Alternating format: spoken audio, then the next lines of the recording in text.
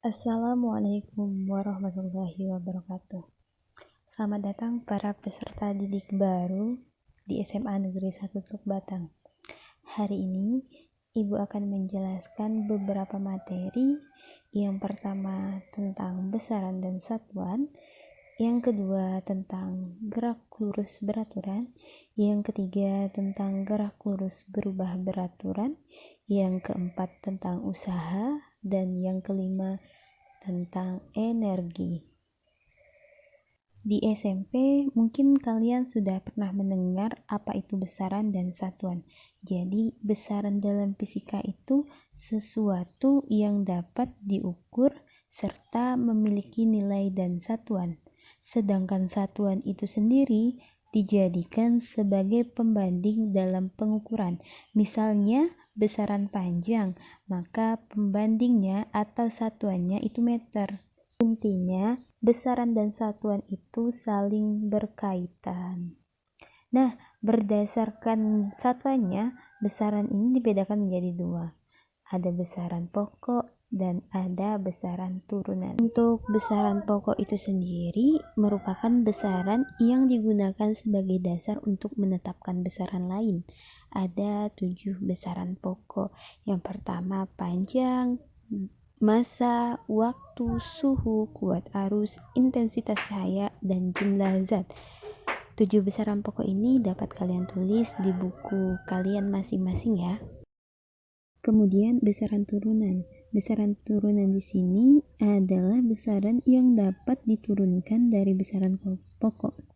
Untuk contoh besaran turunan itu sendiri selain dari besaran pokok, contohnya seperti luas, kecepatan, percepatan, gaya, tekanan, dan usaha, dan lain-lain.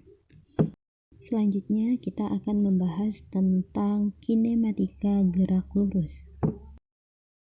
Nah, pertama kita harus mengetahui dulu suatu benda dikatakan bergerak jika terjadi perubahan kedudukan.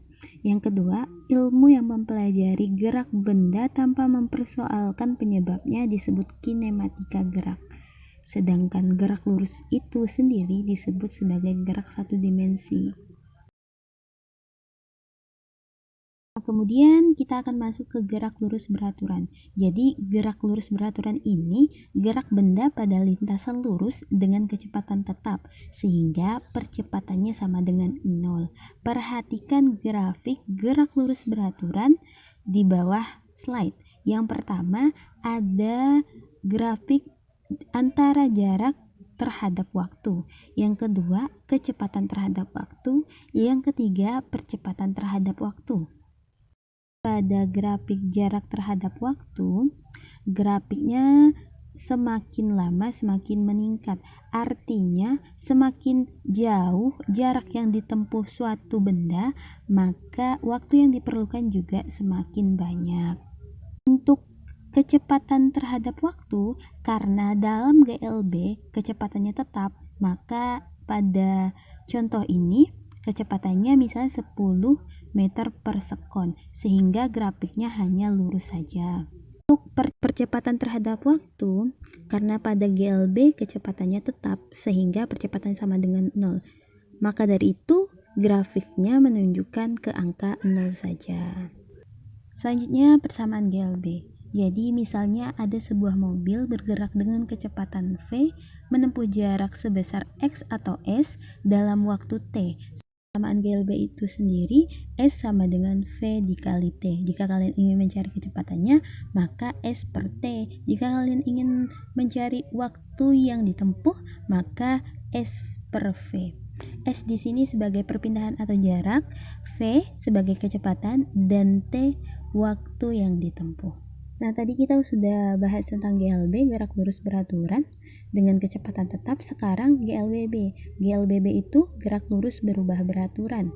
Gerak ini terjadi pada lintasan lurus dengan percepatan yang konstan. Berikut ini persamaan GLBB yang harus kalian ingat.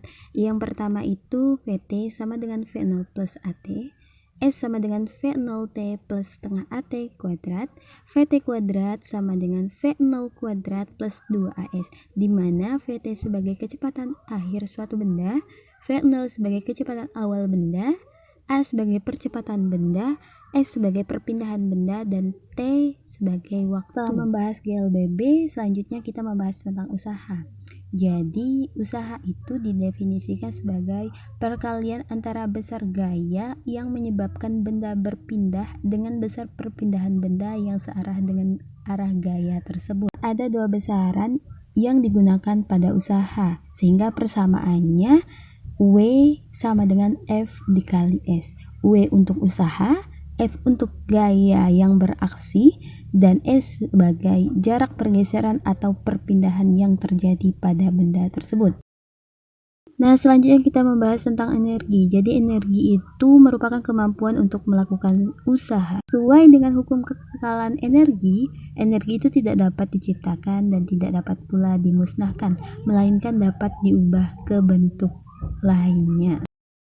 Nah, tak terlepas dari pembahasan energi tadi, maka kita juga perlu membahas tentang energi potensial. Energi potensial itu diartikan sebagai energi yang dimiliki benda karena keadaan atau kedudukannya. Secara matematisnya dapat dituliskan sebagai EP sama dengan mg dikali H. Yang mana EP itu sebagai energi potensial, M itu massa benda, G itu percepatan gravitasi, dan H itu ketinggian terhadap acuan.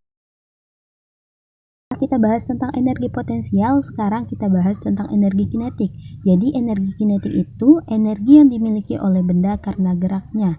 Secara matematisnya dapat dituliskan sebagai EK sama dengan setengah mv kuadrat.